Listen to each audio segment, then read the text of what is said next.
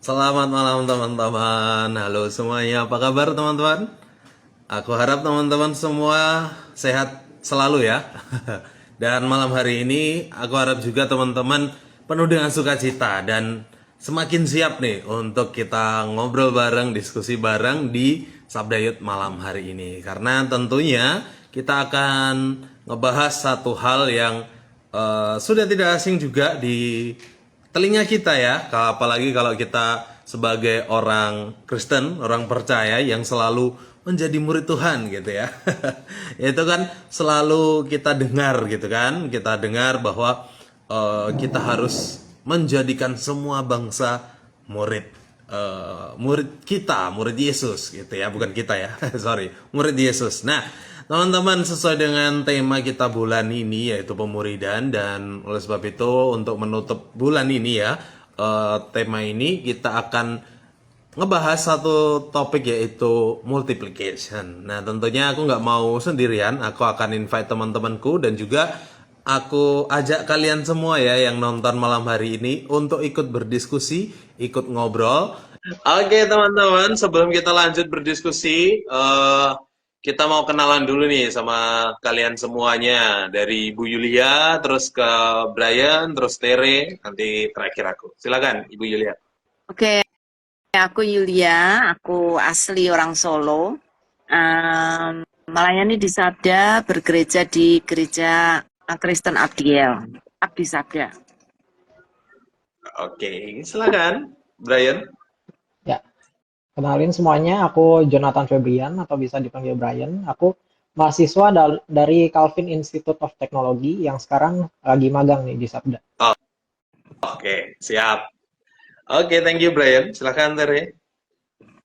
Iya, perkenalkan teman-teman, nama saya Teresia, biasa dipanggil Tere. Kalau asalnya itu dari Medan, tapi sekarang lagi domisili di Solo karena pelayanan di Yayasan Lembaga Sabda. Oke, mantap. Jauh-jauh nih. Oke teman-teman, sekali lagi halo semuanya, aku Ray ya, aku yang jadi host dan aku mau jelaskan sedikit nih tentang Sabdayut. Apa sih Sabdayut itu? Mungkin dari teman-teman baru pertama kali hadir, baru pertama kali join. Jadi Sabdayut adalah acara Instagram Live dari Yayasan Lembaga Sabda yang mengusung semangat youth nih, karena Sabdayut ya. Jadi memang kami visinya adalah mempersiapkan eh, anak-anak muda untuk menjalankan panggilan Allah bagi generasinya. Oleh sebab itu makanya kami ngebahasnya itu topik-topik yang relate dengan anak muda, yang mungkin jarang dibahas juga, yang kami rasa ini penting nih diketahui para pemuda. Itulah makanya kami angkat di dalam topik diskusi. Nah, itu sekilas tentang Sabdayut ya teman-teman. Kiranya dapat diterima dan teman-teman boleh kembali di setiap Selasa ya. Nanti Selasa bukan hanya hari ini tapi minggu depan juga hadir lagi karena acaranya seru, memang kita diskusi. Oke, kita langsung saja mau ngobrol nih, sudah nggak sabar. Kita sebelum ngobrol, Brian boleh berdoa dulu, silakan. Ya, ya, mari kita bersatu dalam doa. Tuhan Yesus, terima kasih kami ucapkan kepadamu karena atas anugerahmu kami dapat berkumpul kembali di ruangan virtual ini melalui Instagram Live untuk berdiskusi mengenai suatu topik berjudul multiplikasi. Tolong berkati agar diskusi yang akan kami lakukan jaringan agar semuanya lancar dari awal sampai akhir. Di dalam nama Tuhan Yesus kami berdoa dan mengucap syukur. Amin. Amin. Amin. Thank you, Brian. Oke. Nah, teman-teman, berbicara tentang multiplikasi atau multiplication ya, judul kita multiplication. Itu kan sebenarnya istilah matematika kan ya kan teman-teman? Artinya itu biasanya perkalian atau pelipat gandaan, itu ya double lah ya. Tapi ternyata bukan hanya dalam matematika aja istilah ini dipakai gitu, teman-teman. Kata multiplikasi juga dipakai dalam konteks pemuridan nih. Nah, ada yang tahu nggak nih, teman-teman? Nah, teman-teman sendiri nih, apakah ada yang bisa menjelaskan apa sih arti multiplikasi ini dalam konteks pemuridan? Silakan.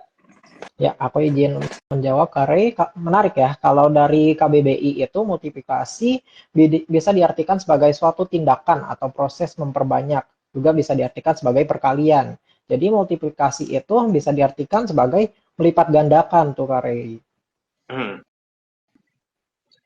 Ya, Kalau dalam konteks pemuritan memang apa namanya, satu istilah yang aku pikir sangat bagus ya, karena memang secara klasik itu seorang yang sudah menjadi murid Kristus, dia akan bertumbuh, dan ketika dia sudah bertumbuh maka dia ingin orang lain juga menjadi murid seperti dia, maka dia akan menolong orang lain untuk juga menjadi murid. Jadi dari satu murid menjadi dua murid sekarang karena dia memuridkan orang lain. Jadi berlipat ganda.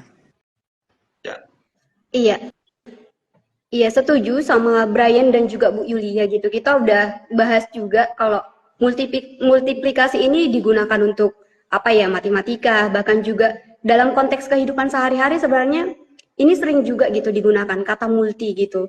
Berarti kalau di konteks pemuritan ini ketika kita mengatakan multiplikasi berarti kita udah siap memperbanyak gitu. Memperbanyak secara jumlah atau juga melakukan pemuritan lagi kepada orang lain gitu. Itu sih yang saya lihat. Berarti kita itu enggak cuman berhenti di kitanya aja, tapi juga ingin memultikan gitu, memperbanyak jumlahnya gitu. nah, aku ya teman-teman, sepakat tentu yang disampaikan Ibu Yulia, Brian maupun Tere, tapi ada satu kata yang aku mungkin garis bawahi tadi yang Tere sampaikan, yaitu tidak berhenti di kita. Artinya multiplikasi itu terus-menerus berlipat ganda. Jadi ketika kita jadi murid, ya murid selanjutnya, orang selanjutnya kita jadikan murid, kita bimbing untuk jadi murid, yang kita bimbing juga akan melakukan hal yang sama ke depannya. Jadi terus menerus itu dan tidak berhenti di kita. Harusnya seperti itulah arti dari multiplikasi itu sendiri. Itu sih menurutku. Ya, aku izin sedikit menambahkan ya, Kari, kalau dari Alkitab sendiri ya, Tuhan Yesus itu memerintahkan juga tuh murid-muridnya untuk bermultiplikasi. Ada di Matius 28 ayat 19 sampai 20. Di situ Tuhan Yesus berkata, memerintahkan murid-muridnya untuk pergi dan menjadikan semua bangsa muridnya. Jadi ada korelasinya tuh. Jadi ada Tuhan Yesus yang sudah memuridkan para murid-muridnya dan murid-muridnya akan memuridkan semua bangsa. Ya, sangat bagus ya, karena Tuhan Yesus sendiri memberi contoh gitu ya. Dia sendiri memuridkan 12 orang, dari satu menjadi 12. Nah, itu luar biasa ya, tetapi mungkin bagi kita akan sangat baik kalau kita mempersiapkan diri, berapapun murid yang Tuhan sediakan bagi kita untuk kita muridkan lagi. Aku pikir itu merupakan satu panggilan yang khusus yang Tuhan berikan pada kita. Aku sih ingat ya, dulu aku kan ikut KTB nih waktu aku masih mahasiswa ya, ikut KTB dengan salah satu pemimpin persekutuan di situ gitu. Nah, setelah 1 tahun aku di sana, lalu mereka minta aku untuk pimpin PA juga. Jadi waktu itu ya agak takut-takut juga sih, tapi akhirnya aku beranikan diri dan akhirnya dengan 4 orang aku juga ikut memimpin PA, memimpin kelompok tumbuh bersama gitu untuk bertemu secara rutin dan memuridkan, dan itu pengalaman pertama aku memuridkan orang lain. Ya, aku mau nambahin juga ya teman-teman. Kalau multiplikasi, kalau kita berbicara tentang arti ya tentu karena tadi sudah disampaikan memang perintah, tapi aku mau ambil multiplikasi ini bukan sesuatu yang literally kayak yang Yesus perintahkan gitu, harus semua bangsa yaitu dalam kelompok yang besar banyak gitu, enggak juga gitu. Seperti Bu Yulia bilang, satu orang pun kita sudah bermultiplikasi, artinya multiplikasi itu memang harus ada personnya, tapi bukan harus semua bangsa juga. Intinya berlipat ganda, kita menjadi 2, 2 jadi 3, 3 jadi 4 dan seterusnya. Itu sih. Ya, aku Iya, setuju banget. sorry. Iya, Bu, Wait, silakan. Tere duluan. Iya, apa ya? Iya sih, apa ya, setuju yang dikatakan sama Ray, karena kan kata multiplikasi ini kan juga ini ya, nggak dikasih tahu jumlahnya itu harus 1, 2 atau berapa gitu, tapi lebih dari 1 gitu. Berarti kan apa ya, sesuatu yang udah kita pelajarin itu nggak berhenti di kitanya satu orang ini aja gitu, tapi kita mau orang lain pun yang belum mengenal Kristus itu harus mendapatkannya juga gitu, sehingga jumlah itu akan terus bertambah dan bermultiplikasi. Itu sih. Ya, aku bisa bayangkan ya, kalau setiap orang Kristen itu memuridkan satu orang, wow, itu dunia akan cepat sekali itu menjadi Kristen. Cuman sayangnya nggak semua orang Kristen menyadari panggilan dia sebagai seorang murid gitu. Ya, Iya, iya, setuju banget sama kita udah lihat juga ya, kenapa apa ya tentang multiplikasi gitu dan juga tadi udah lihat juga pengertiannya, udah agak bahas juga lebih dalam. Nah, tapi saya jadi kepikiran juga nih teman-teman, kenapa kita sebagai orang-orang percaya itu harus bermultiplikasi gitu? Emangnya tujuannya apa ketika kita melakukan itu? Ya, oke ya teman-teman. Kalau berbicara tentang alasan gitu, karena apa kan itu pertanyaan dari Tere tadi, kenapa gitu orang harus bermultiplikasi? Ya, satu sisi karena kesadaran kita bahwa kita sudah menjadi murid Kristus. Artinya ketika kita sadar kita sudah jadi murid Kristus, sudah belajar banyak tentang Kristus, ya kita harus menjadikan orang lain juga murid Kristus atau merasakan apa yang kita rasakan. Karena itu bisa dibilang seperti natur gitu. Natur orang yang sudah merasakan kasih Allah, orang yang sudah yakin bahwa dia sudah diselamatkan, ya secara natur sifatnya gitu, secara natural itu akan bergerak sendiri. Seminim-minimnya nih, kalaupun benar-benar literally nggak memuridkan, tapi pasti dia akan membagikan kasih itu gitu sih. ya, Ya, aku ya. Oh, oke. Oh ya, Brian dulu deh. Kakak, Brian silakan dulu. Bu Yuli aja dulu. Oke, Ah, kalau dari aku, oke, oke kalau dari aku ya simpel aja sih. Kalau kenapa harus multiplikasi itu? Kita udah mendapatkan berkat nih. Dan sebagai orang Kristen kita sudah mendapatkan kabar gembira itu reaksinya gimana sih? Bukankah kita ingin juga untuk membagikan berkat tersebut? Kita ingin juga mengenalkan nih orang lain sama Tuhan yang kita punya. Nah, itu di situ multiplikasi jadi penting. ya, cuman yaitu kayak yang kita sempat sebut sedikit di atas ya. Banyak orang Kristen yang entah itu karena mereka tidak menyadari atau mereka menganggap bahwa ya aku udah terima Yesus, aku udah hidup sukacita, aku rajin ke gereja setiap minggu, ya udah cukup gitu sampai nanti Tuhan panggil ke surga gitu ya. Mungkin orang Kristen menganggap bahwa ya setiap orang Kristen yang penting itu udah diselamatkan sehingga nggak menganggap multiplikasi itu penting. Jadi menurut aku sih harusnya orang Kristen tuh punya kesadaran bahwa oh, ini sebenarnya bukan keinginan manusia, tetapi ini adalah perintah yang Tuhan berikan untuk kita. ya, oh ya teman-teman. Iya, Mau Tere dulu, silakan. iya. Apa yang selain yang disampaikan Bu Yulia, aku jadi teringat juga gitu. Kita sebagai orang Kristen, apalagi orang yang apa ya kayak kami, gak cuman kami deng, tapi pelayanan gitu. Sering mengatakan kalau ya aku muridnya Kristus gitu. Berarti kan kita juga harus siap meneladani apa yang dilakukan sama Kristus itu sendiri gitu. Nah, Tuhan Yesus itu salah satu cirinya itu adalah memuridkan atau juga memultiplikasi gitu. Kalau kita lihat-lihat lagi bagaimana di Alkitab dituliskan, jadi itu yang harus kayak kita tanamkan juga dalam diri kita gitu. Kita sebagai muridnya Kristus nggak berhenti kita sebagai murid aja gitu, tetapi kita pun harus memuridkan kembali gitu atau memultiplikasi kembali gitu. Selain itu yang saya pahami juga tadi udah disinggung juga dikit juga sama Brian di atas tentang amanat agung. Kita harus benar-benar tahu bahwa tujuan kita itu adalah supaya orang-orang atau seluruh dunia ini bahkan mengenal Kristus gitu. Jadi nggak cuma berhenti di kita aja atau pengenalan itu nggak di kita aja gitu atau pertumbuhan itu nggak di kita aja, tapi juga orang lain bisa merasakannya. Ya, Tentu sepakat kalau jangan berhenti di kita dan kita harus membagikan. Tadi sore aku lihat kontennya Yes He Is gitu. Konten seru-seruan, lucu-lucuan sih. Bagaimana ada satu orang yang masuk surga, sebelum masuk surga diwawancarai semacam seperti itu, ditanyai penjaganya atau malaikat atau something. Nama dia, namanya siapa, sudah terdaftar belum? Oh ternyata sudah terdaftar. Lalu ada satu lagi temannya, bestinya gitu, yang ternyata ketika disebutkan namanya belum terdaftar. Tuh. Kenapa belum terdaftar?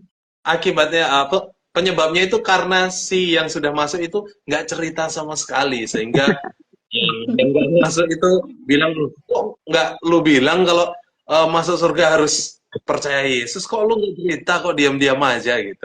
Malaikatnya pun istilahnya buat drama gitu. Malaikatnya pun, lah kok diam aja, kok nggak mau cerita sama temennya gitu. Nah itu sebagai teguran keras dan fakta juga yang terjadi saat ini ketika kita menjadi murid, eh kita nggak sadar gitu, atau mungkin belum tergerak, atau mungkin nggak mau bergerak untuk mencari murid, menceritakan keselamatan yang hanya ada di dalam Yesus. Itu sih menarik Ya. kontennya. Oke, aku koreksi dikit ya, Ri, ya. Ya, Sebenarnya multiplikasi dengan penginjilan itu agak beda ya. Kalau ya, penginjilan itu memang membagikan apa berita sukacita atau memberitakan kabar baik tentang Yesus Kristus kepada orang lain. Kalau multiplikasi menurut aku itu dia itu sudah mengenal Kristus dan sudah bertumbuh di dalam Kristus, lalu dia ingin orang lain percaya juga pada Yesus, tetapi nggak berhenti cuman percaya, dia akan menolong dia untuk juga terus bertumbuh, sehingga nanti dia juga akan memuridkan orang lain. Jadi kalau penginjilan lebih ke apa namanya memberitakan kabar baik, ya sudah gitu. Tapi kalau multiplikasi itu punya kayak kerinduan bukan hanya cuman memperkenalkan dia kepada Kristus, tetapi juga menunggu sampai dia bisa bertumbuh dan ikut kalau tanaman gitu ikut disiramin, ikut di apa ya dipelihara gitu sampai dia itu bertumbuh gitu. Jadi kalau kita sudah menginjilin seseorang, seharusnya kita lanjutin itu ke multiplikasi. Dia bertumbuh sehingga nanti kalau dia bertumbuh dan semakin bertumbuh, maka dia pun juga akan bisa membuat murid seperti dia gitu. Oke, Iya, ya, angkat Tere dulu. oke. Ya, aku jadi teringat juga gitu, Bu, sama pengalamanku waktu kuliah. Jadi kan kita punya kayak kelompok kecil juga gitu. Nah, karena kita ini dikatakan sebagai apa? Kamu itu hasil multiplikasi gitu. Ada prosesnya. Karena kan tadi juga waktu kita bahas pengertiannya itu kan ada proses memperbanyak gitu. Nah, yang aku lihat di situ kita itu dulu sering bilang kalau nggak mau bermultiplikasi itu, dia bilang teman-teman bilang kamu itu mandul gitu. Karena apa ya? Itu sebagai dorongan gitu, dorongan ke kita jangan berhenti di kamu aja pertumbuhan itu gitu. Karena dulu sering disampaikan juga kita itu harus bertumbuh, berbuah dan akhirnya multiplikasi gitu. Nah, itu yang aku lihat. Jadi pertumbuhan itu akhirnya memperkuat kita untuk mau terus berbuah gitu. Nah, setelah kita berbuah, kita pun punya kerinduan, kerinduan untuk supaya ada orang lain juga yang bertumbuh ketika kita sudah bertumbuh gitu. Jadi kayak dulu dibilang sama kakak rohaniku itu bilang, aku itu sedang transfer kehidupanku ke kau gitu. Jadi apa ya, aku nggak cuman mau kasih tahu kalau Tuhan Yesus itu adalah Tuhan dan Juru Selamatmu, tapi aku ini bisa mentransfer apa yang udah menjadi pertumbuhanku dulu gitu. Yeah, that's nice. betul. Ya, Brian. Ya, kalau apa namanya setuju ya sama yang kata Bu Yulia sama kata Kak Tere. Tadi juga Bu Yulia ada sempat singgung gitu di awal-awal kalau gimana sih kalau misalkan setiap orang Kristen di dunia ini memuridkan satu orang setidaknya gitu. Itu maka akan berlipat ganda bukan apa namanya jumlah orang Kristen di dunia ini gitu. Itu akan apa namanya bertumbuhnya itu kalau bahasa teknisnya eksponensial gitu. Jadi Ya, bertumbuhnya secara signifikan gitu. Nah, apa kalau di 1 Petrus 1 Petrus 2 itu sendiri juga kita dibilang gitu di Alkitab kalau kita itu sebenarnya bangsa yang terpilih untuk memberitakan perbuatan-perbuatan besar Tuhan gitu. Amin. Apa namanya? Kalau misalkan apa namanya? Kita mulai apa namanya? Memberitakan memuridkan orang lain gitu, maka orang lain juga bisa mencontoh dari kita gitu. Aku juga jadi ingat kalau ada istilah gitu yang bilang kalau bukan mulai dari kita, dari siapa lagi? Jadi alangkah baiknya kalau mulai dari diri sendiri gitu, baru kita bisa memuridkan orang lain yang orang lainnya akan bermultiplikasi lagi. Gitu. Ya, oke ya teman-teman. Ya, tentu sepakat dan thank you Bu Yulia sudah reminder juga terkait perbedaan antara penginjilan dan pemuridan atau bermultiplikasi ya dalam konteks hal ini. Nah, tentu apa yang disampaikan teman-teman itu sangat sepakat sekali dan memang benar berbicara tentang multiplikasi itu berbicara tentang pertumbuhan gitu.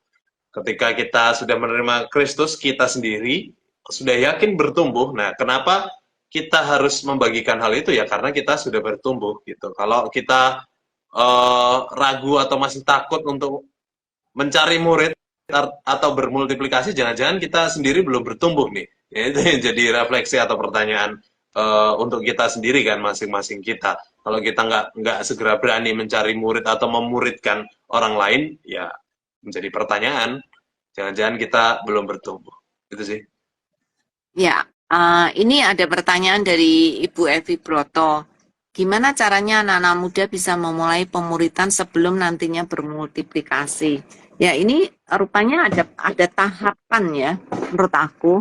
Karena tadi kita ngomongin sedikit tentang penginjilan, lalu ada pemuritan, kemudian ada multiplikasi. Jadi kayaknya ini level berjenjang yang kita harus pikirkan bahwa seseorang tuh perlu mendengar Injil, itu udah pasti gitu ya. Setelah mendengar Injil, dia harus dimuridkan dulu.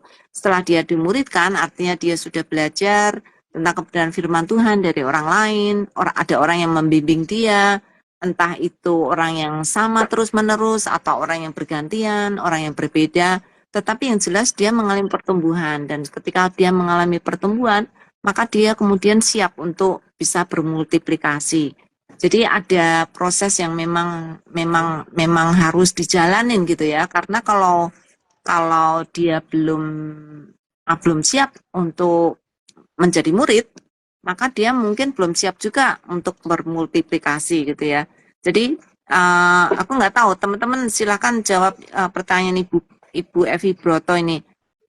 Gimana caranya anak-anak muda bisa memulai pemuritan sebelum akhirnya nanti bermultiplikasi. Ada yang mau jawab mungkin? Dari teman-teman silakan. Dari Tere mungkin. Iya. Ya. Mungkin aku bisa cerita berdasarkan pengalaman. Balik lagi memang kayak yang dibilang Bu Yulia, ada prosesnya juga gitu. Ya. Tapi dulu kalau melalui pengalamanku sendiri, kita itu memulainya dengan apa ya? Jadi kami dulu ada kayak pendampingan gitu, karena kan sebenarnya untuk penginjilan itu kan nggak yang apa ya, nggak bisa langsung gitu aja pergi gitu, tapi ada kayak pendampingan. Pertama harus berani dulu gitu. Contoh kayak aku dulu waktu SMA itu pertama kalinya aku baru menyadari ternyata penginjilan itu penting gitu. Jadi ada dulu waktu aku pergi mau kuliah, jadi di sampingku itu ternyata ada ibu-ibu. Terus itu apa ya? Dia kayak menceritakan gitu, apa kamu nggak takut gitu? Apa kamu nggak nggak nanti pas nyampe di sana kamu bingung kamu harus ngapain gitu. Akhirnya itu jadi mungkin saat itu aku nggak sadar gitu kalau itu kayak penginjilan gitu, tapi aku disadarkan ternyata harus mau dulu gitu, mau menceritakan tentang Kristus itu. Aku menceritakan kalau Tuhan pasti menyertaiku Bu gitu, Tuhan pasti menjagaku. Akhirnya dia bertanya, emang kamu yakini Tuhan itu seperti apa gitu. Aku nggak terlalu tahu prosesnya, tapi yang pertama sebagai orang muda mungkin beda beda latar belakangnya masing-masing, ada yang belum terlalu paham atau apa, tapi ketika ada kesempatan itu ceritakan aja tentang Kristus itu kepada mereka. Ya. Oke, ada yang lain yang mau jawab pertanyaan Bu Evi? Ya, aku sedikit ya. Apa yang disampaikan Tere itu menarik karena mulai dari cerita.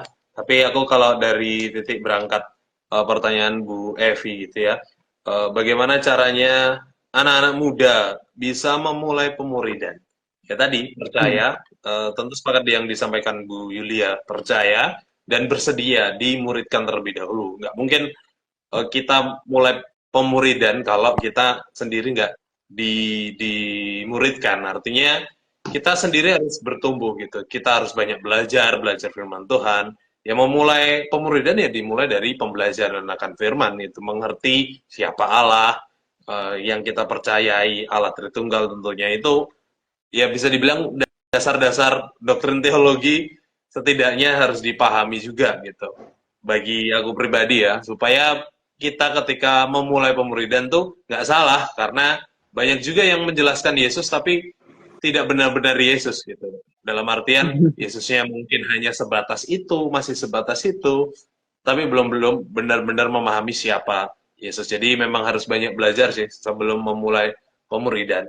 Jadi pastikan kerohanian diri sendiri sudah yakin ini bertumbuh gitu ya, sehingga bisa memulai. Itu menurutku.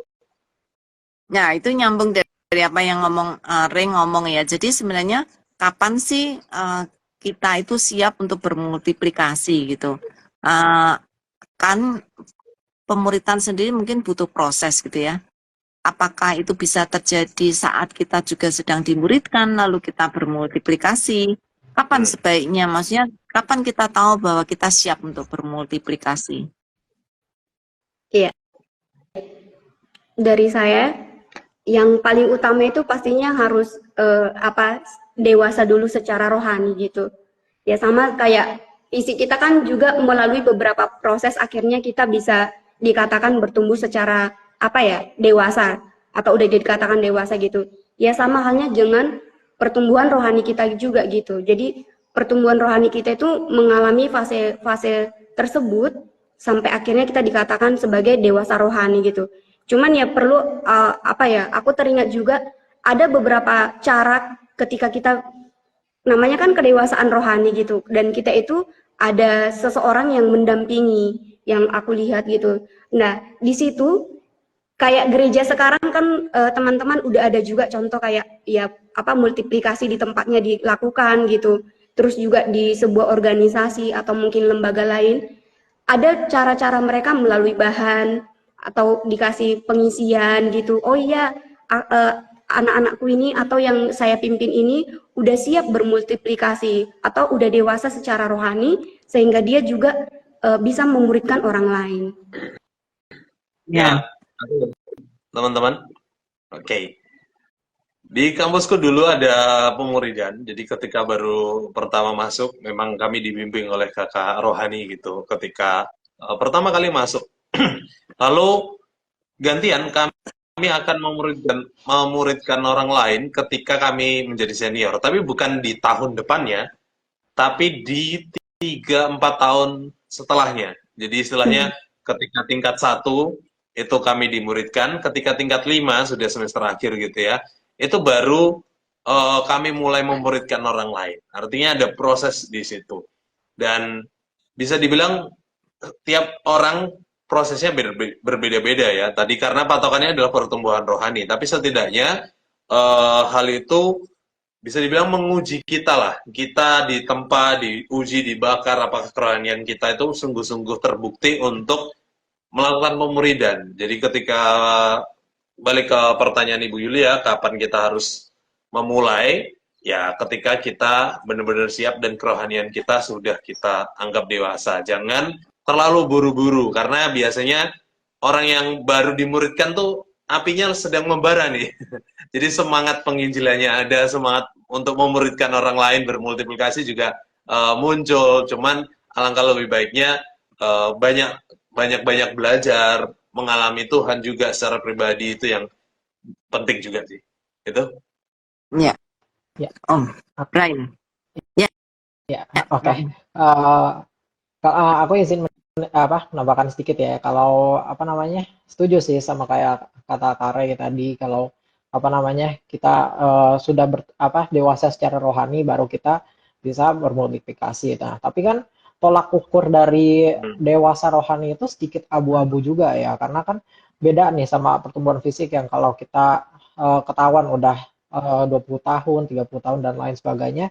Pertumbuhan rohani ini sedikit abu-abu karena kita kadang bingung nih apakah kita sudah termasuk dewasa rohani atau enggak. Tapi kalau menurut aku sendiri kuncinya itu ada di mau mencoba dulu. Misalkan kita udah mengikuti pemuritan selama kurang lebih 1 semester atau 1 tahun gitu. Nah, emang kita masih sambil belajar, tapi bukan artinya kita cuma mau mendengar saja, tapi kita juga coba dong kalau memuridkan, kita coba melakukan multiplikasi itu tadi gitu. Kita coba cari murid yang akan kita kasih tahu gitu. Yang pastinya bisa juga bertumbuh bersama gitu bersama muridnya. Jadi bisa ada dua arah. Jadi itu apa namanya meningkatkan juga ya proses pertumbuhannya gitu. Ya, aku ya. Iya, itu bisa jadi cepat, lebih cepat. Tetapi memang harus ada kesiapan dari orang yang memuridkan ya. Jadi mungkin nggak harus, misalnya dia lulus dulu, maksudnya dengan kelompok pemuritannya, nanti habis itu baru dia. Nggak harus juga sih. Kalau memang dia punya semangat dan dia tahu bahwa Tuhan panggil dia untuk memuridkan orang lain dan Tuhan sediakan orang untuk dia muridkan, kapan saja sih menurut aku oke gitu ya, selama dia sungguh-sungguh memang bergantung pada Tuhan. Teman-teman di rumah ikut diskusi dong, kasih respons juga. Kita udah asik nih ngobrol, teman-teman juga boleh menuliskan itu di komentar, setuju nggak? Maksudnya seseorang itu bisa menjadi seorang yang memultiplikasi kalau dia sudah dewasa, atau apakah dia sudah boleh memultiplikasi sementara dia sendiri sedang dimuridkan. Ayo teman-teman, silakan tulis di komentar ya. Betul. Ya. Silakan nih teman-teman, bagikan pengalamannya juga. Tadi beberapa aku, Tere juga sudah bagikan pengalamannya. Silakan teman-teman di rumah untuk membagikan pengalaman atau pengen bertanya soal pemuridan maupun multiplikasi, silakan banget gitu. Boleh banget. Sorry teman-teman. Ya, yang aku pikirkan sekarang ini ya, banyak banget orang Kristen yang bahkan nggak mau memikirkan tentang pemuritan, nggak mau memikirkan tentang multiplikasi, apalagi gitu ya. Mereka cukup senang hidup sudah percaya Yesus dan setiap hari Minggu ke gereja. Bagi dia ya itu sudah cukup gitu. Yang lainnya ya hidup untuk diri sendiri. Nah itu yang kayaknya jumlah orang Kristen yang seperti itu lebih banyak, jauh-jauh lebih banyak dibandingkan mereka yang punya kerinduan untuk dimuridkan dan juga memuridkan, apalagi bermultiplikasi. Iya nggak? Betul. Aku ya, sepakat dengan Willy ya. Aku sebutnya murid yang egois mungkin. Atau orang Kristen yang egois. Karena maunya diri sendiri dan mungkin bisa dibilang melayan atau dilayani dalam tanda petik ya. Cuman kita dalam hal ini juga belajar gitu, bahwa kita sudah dimuridkan, ya artinya mulai, boleh dimulai, kita boleh memuridkan orang lain juga bisa. Nah itu segeralah gitu, ketika kita sudah yakin kita merasa siap gitu ya, ya segeralah mulai, jangan ragu-ragu, karena pada dasarnya kita ada Roh Kudus ketika melakukan hal itu. Artinya kita juga harus banyak-banyak doa lah ketika memulai, itu sih. Iya. Ya nambahin dikit, selain yang dikatakan Ray ketika nggak mau bermultiplikasi itu, selain dia egois, apa ya, menurutku juga pelit gitu loh.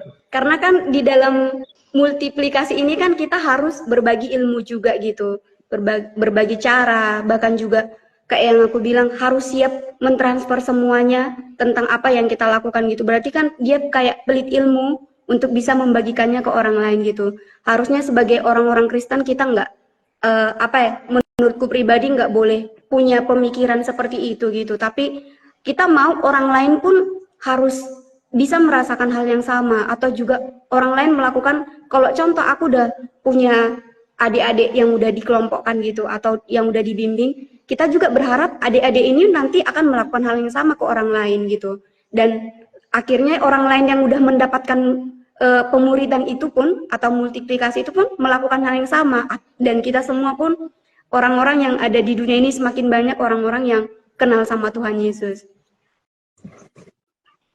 Ya, Brian. Ya. Oh, Brian. Oke. Aku mau menambahkan aja ya. Jadi benar sih kalau mungkin pas kita masih belum dewasa secara rohani ya bisa disebutnya itu kita pasti makan dulu kan sebelum bertumbuh gitu. Kita mendapatkan apa namanya dimuridkan dulu dan kalau dimuridkan itu cukup enak juga gitu karena kan kita tinggal mendengarkan dan belajar itu karena orang lain yang berbicara gitu. Kita hanya mendapat saja. Tapi kalau begitu doang, apakah apa namanya bisa bertumbuh terus gitu? Apakah dengan makan doang kita apa namanya bisa menjadi lebih baik juga gitu kan?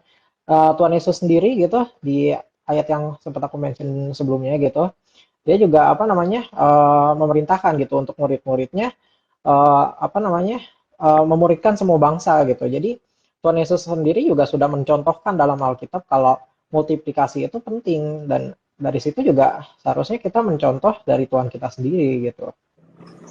Nah, ini ada tanggapan nih dari Erineta 12. Kalau dasar teologinya sudah kuat, kalau dia sudah bisa membela kekristenan dalam sebuah debat, maksudnya kapan multiplikasi siap bermultiplikasi kalau dasar teologinya udah kuat dan kalau sudah bisa berdebat. Aduh, kayaknya berat deh kalau itu. Harus bisa berdebat dulu baru bisa memultiplikasi. Aku pikir nggak harus ya. Nggak harus berdebat, bahkan kadang kita tidak sadar orang-orang yang ada di sekeliling kita yang selama ini selalu menjadi teman kita itu bisa loh diajak untuk mengikuti proses pemuritan. Jadi tidak harus mencari musuh gitu ya untuk diajak berdebat, tetapi teman-teman yang dekat dengan kita yang tanyain, kamu punya kamu mau nggak kita kumpul-kumpul bareng-bareng setiap seminggu sekali ketemuan, lalu kita baca Alkitab atau kita sharing. Nah, mulai aja dari situ. Aku pikir itu sudah sangat bagus dibandingkan harus berdebat ya nanti malah berantem. Kemudian ada pertanyaan dari Christian Febrianto. Gimana ya Kak membangun rasa kerinduan teman muda untuk mau belajar pemuritan? Gimana nih? Tere atau Brian atau Ray? Gimana membangun rasa kerinduan? Ya, aku ya tadi sedikit menanggapi sebelumnya tadi. Kalau dasar teologinya kuat, aku sedikit sepakat. Tapi kalau memang debat, nggak harus lah. Kita harusnya diskusi. Gitu. Ya, kayak gini ngobrol asik kan daripada berdebat. Tapi menjawab pertanyaan Kak Christian nih, Kak Christian Febrianto. Gimana membangun rasa kerinduan teman-teman muda? Ini satu hal yang sulit bagi aku secara pribadi juga karena aku pelayanan di gereja ya. Karena anak muda tuh cenderung sukanya rame-rame gitu. Jadi jarang mau ya benar-benar sendiri untuk melayani satu orang atau untuk memulai pemuridan atau bahkan hanya sendiri sharing berdua gitu sama pendetanya pun itu juga banyak yang segan gitu. Merasa kurang nyaman atau segala macamnya. Jadi memang satu sisi sulit tapi pasti bisa. Kalau ditanya gimana, salah satunya anak muda tuh senang komunikasi, senang ngobrol dari hal-hal yang umum dulu, makin spesifik. Karena anak-anak muda sekarang pun banyak yang semakin kritis gitu ya. Jadi jangan lelah untuk berkomunikasi dengan teman-teman muda supaya perlahan by proses bisa menumbuhkan atau membangkitkan nih, membangun rasa belajar untuk mau belajar pemuridan. Itu sih. Ya. Teman-teman, Iya. silakan. Nambahin dikit. Ya, aku dulu juga bukan orang yang langsung bisa dimuridkan gitu atau orang yang langsung kalau di pelayanan mahasiswa dulu orang yang langsung bisa dijangkau gitu. Tapi yang aku lihat adalah kakak rohaniku dulu orang yang kekeh gitu. Dia coba cari apa yang jadi kayak apa yang jadi kesukaanku atau pertama dia pahami dulu oh ini kayaknya lebih suka nanti di bagian entah paduan suara atau apa gitu. Jadi dia cari tahu apa yang jadi apanya kita, hobinya kita gitu. Itu sih akhirnya dengan kegigihannya itu kita sebagai orang yang orang yang belum benar-benar kenal Kristus saat itu kayak punya oh iya ya kakak ini aja pun segigih ini gitu. Aku sebagai orang yang hasil dari kegigihan adalah kerinduan itu akan muncul kalau kita lihat ada orang yang sungguh-sungguh ingin membagikan tentang Kristus itu kepada orang lain gitu. Itu sih, karena aku termasuk bukan yang gampang juga dijangkau dulu. Ya. Ya, Ya, ini ada satu pertanyaan sebelum Brian ya. Sebelum Brian ada satu pertanyaan, apakah SY itu merupakan multiplikasi, Sabda Yud? Nah, Ya bagiku, bukan. ini salah satu bentuk usaha untuk membangkitkan tadi, membangun tadi ya. Ini salah satu bentuk membangun untuk teman-teman muda, teman-teman yang nonton untuk supaya punya gairah pemuridaan dan melakukan ujung-ujungnya melakukan multiplikasi. Tapi SY sendiri bukan spesifik untuk multiplikasi. Gitu sih. Silakan Brian. Silakan, Brian. Ya. Ya, puji Tuhan ya, aku dapat banyak banget insight, banyak banget informasi baru dan juga informasi baru ya dari diskusi kita kali ini. Cuman jujur aku sendiri nih belum ada keberanian untuk menginjili atau bermultiplikasi gitu ya. Jadi kalau menurut teman-teman nih ada tips nggak ya untuk strategi dalam bermultiplikasi? Ya. Aku pikir hal yang paling ini sebenarnya mirip dengan pertanyaan yang bukan mirip, malah ini ada pertanyaan dari Grace mau yang tanya apa itu pemuritanis sekalian. Maksudnya kalau yang Brian kan belum berani gitu melakukan multiplikasi, kali ini malah pengen tanya apa itu pemuritan. Jadi aku pikir ketika kita punya kerinduan untuk mengerti apa itu firman Tuhan, memiliki kerinduan untuk mengerti lebih banyak lagi tentang kehidupan Kristen dan bagaimana mempraktekkan hidup Kristen, kita mulai bertanya kepada orang-orang dan kita mulai ingin belajar kepada orang lain. Dan ketika kita mulai menemukan orang yang bisa menolong kita untuk belajar tentang kehidupan Kristen, itulah pemuritan. Kita mulai mau dimuridkan dan kita mendapatkan orang yang mau menolong kita untuk bertumbuh. Dan ketika dimuridkan itu, kita mulai mengalami banyak perubahan karena kita mengalami banyak masukan, banyak input, dan akhirnya kita juga bertumbuh dan semakin mengerti apa artinya menjadi orang Kristen. Itu kira-kira itu ya, Grace, untuk menjawab pertanyaan kamu. Dan kalau tips, aku pikir ya sebenarnya ya minta pertolongan Tuhan itu menurut aku yang paling utama gitu. Kalau kita sudah punya kerinduan untuk melakukan multiplikasi atau memuridkan orang lain, ya kita minta Tuhan untuk memberi keberanian. Dan ketika kita mendapatkan keberanian, nanti Tuhan akan kirim orang yang Tuhan ingin kita muridkan. Nah, kalau tanya lebih lanjut, mungkin yang lain bisa lanjutin. Ya, aku ya sedikit teman-teman, kalau mungkin dari tips basicnya tadi Roh Kudus, aku mau tebalin yaitu doa serta belajar Alkitab.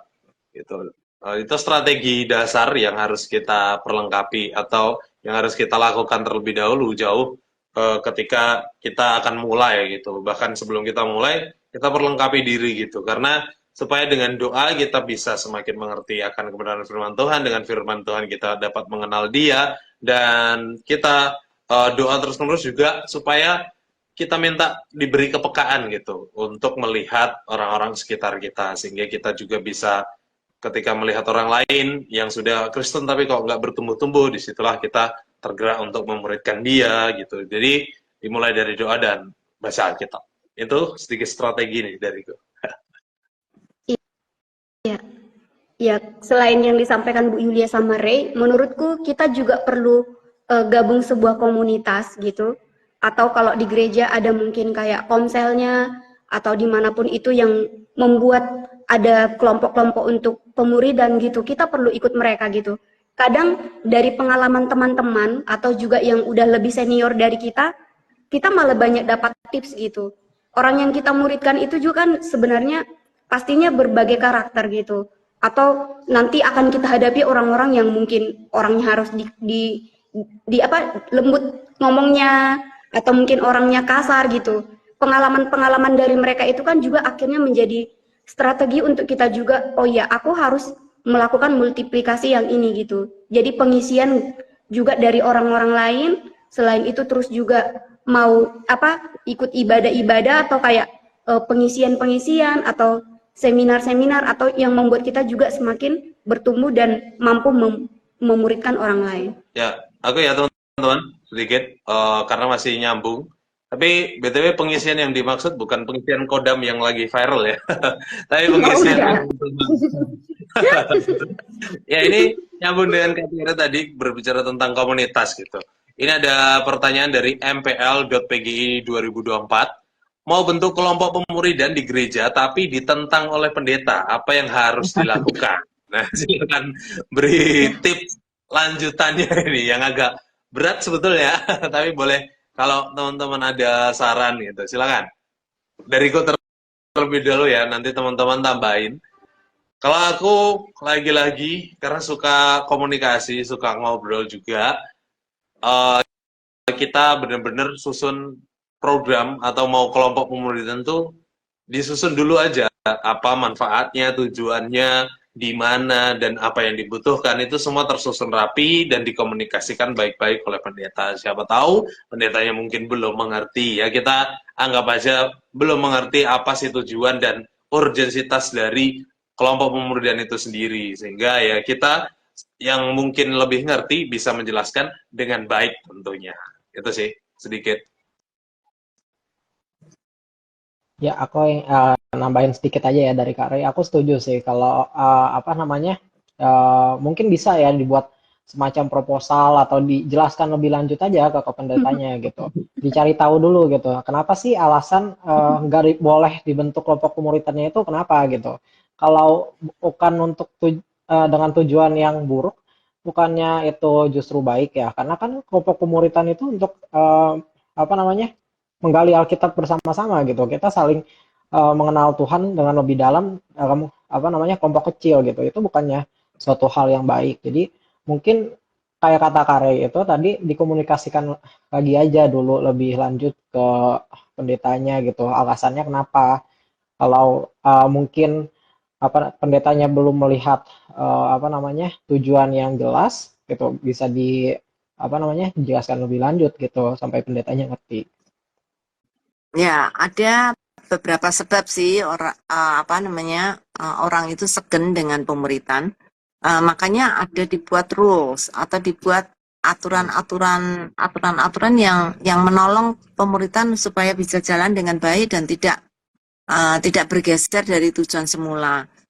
Misalnya ya, peraturan kelompok pemuritan atau kalau lebih dari satu orang ya, sebaiknya itu jangan dengan lawan jenis, ya.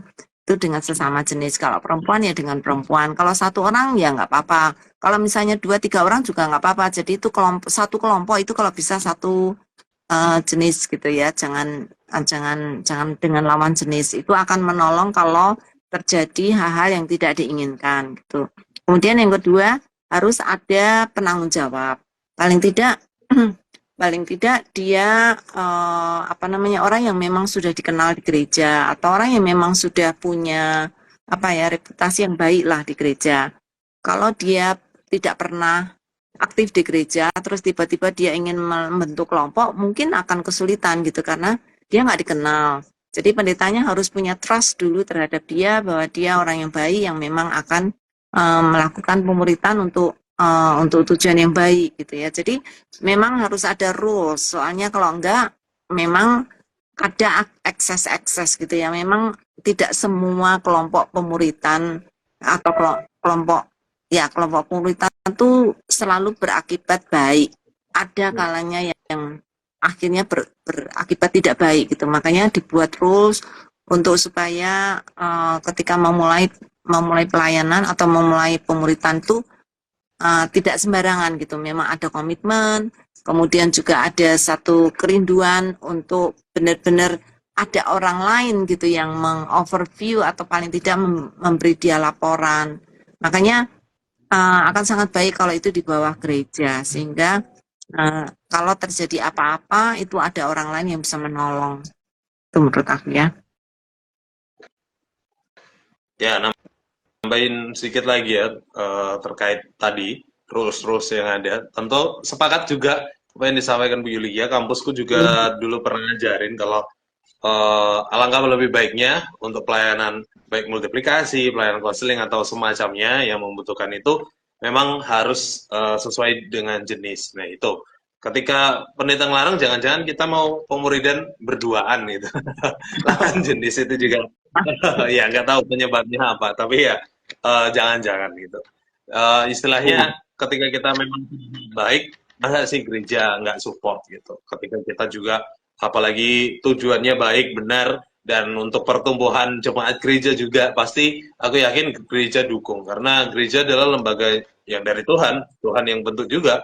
Ya bagaimanapun pasti ada support walaupun nggak menutup kemungkinan ada oknum-oknum pendeta mungkin yang mungkin belum mengetahuinya gitu ya.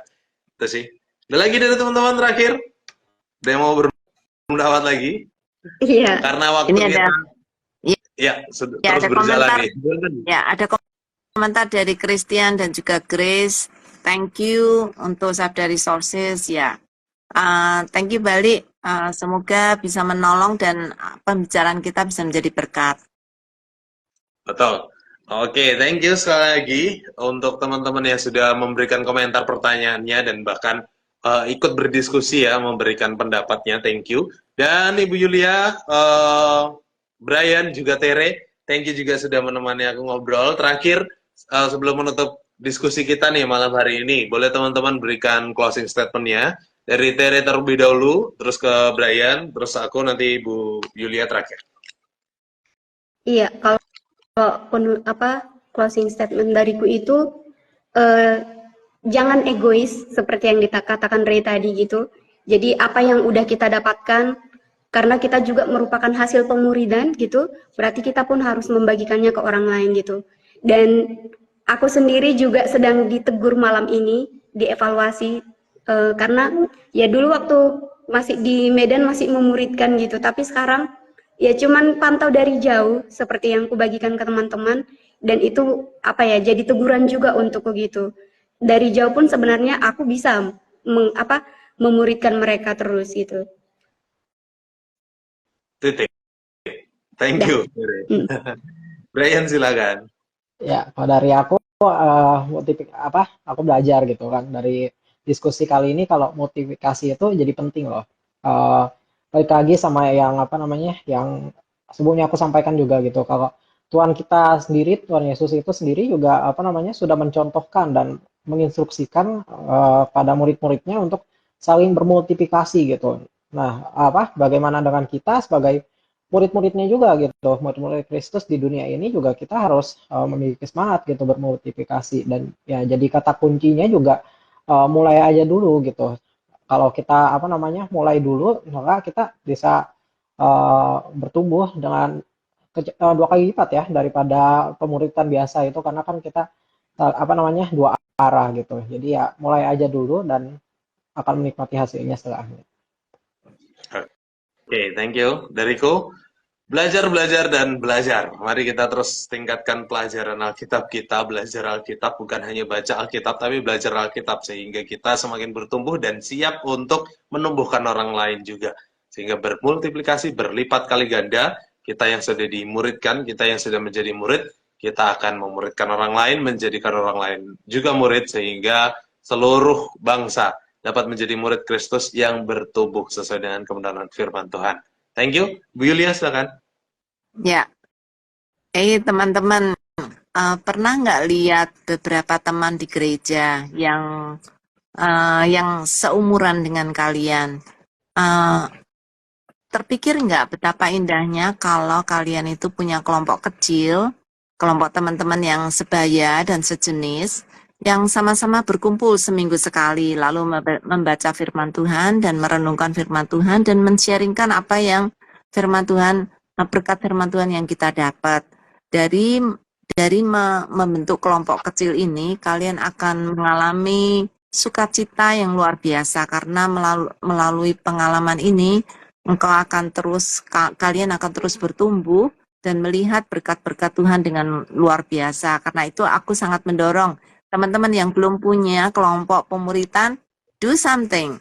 uh, temukan satu atau dua teman yang cukup dekat atau bahkan yang nggak terlalu dekat, yang sering ketemu di gereja, yang sejenis, dan kumpul bareng-bareng seminggu sekali untuk membaca firman Tuhan. Nggak harus serius-serius banget gitu ya, tetapi seiring dengan berjalannya waktu, kalian mendapat banyak berkat, kalian akan semakin rindu untuk belajar firman Tuhan. And that apa artinya pemuritan? Ya. Ya. Oke, thank you Ibu Yulia, dan sekali lagi thank you untuk teman-teman Tere, Brian, Ibu Yulia yang sudah menemani ngobrol. Sekali lagi thank you juga teman-teman di rumah yang sudah memberikan komentar, memberikan pendapat, maupun memberikan pertanyaannya. Aku ucapkan terima kasih banyak, dan kita jumpa lagi minggu depan ya, di hari Selasa di jam 7 malam di Instagramnya masih sama, Instagram Sabda Resources, dan bulan depan sudah memasuki bulan baru, artinya kita akan punya tema baru nih. Oke, patut dinantikan karena minggu depan kita akan ngebahas freedom to life. Oke, menarik ya. Sampai jumpa minggu depan teman-teman. Kita tutup diskusi kita malam hari ini, dan Kak Tere boleh berdoa, Kak. Silakan. Mari kita berdoa. Tuhan Yesus, kami sungguh bersyukur kalau malam ini kami diingatkan kembali untuk mau bermultiplikasi Tuhan, bahkan juga kami mau terus diperlengkapi, dan nggak hanya untuk diri kami sendiri, tapi juga membagikannya ke orang lain. Kami juga sungguh bersyukur Tuhan jika banyak teman-teman yang mengikuti pada malam hari ini, biarlah kami juga boleh sama-sama mendapatkan berkat, sehingga kami juga dapat membagikannya kepada keluarga, teman, bahkan juga rekan-rekan kami yang lainnya. Kami mau serahkan seluruhnya hanya ke dalam tangan Tuhan, bahkan sisa dari satu malam ini juga Tuhan, Kau yang terus pimpin kami, Kau yang terus memelihara kami sampai kami nanti beristirahat. Terima kasih Tuhan Yesus, biarlah namamu terus dipermuliakan melalui setiap apa yang kami lakukan. Di dalam namamu kami berdoa, haleluya, amin. Amin. Thank you banyak, teman. Sampai jumpa minggu depan. Salam AI for God. Okay, bye.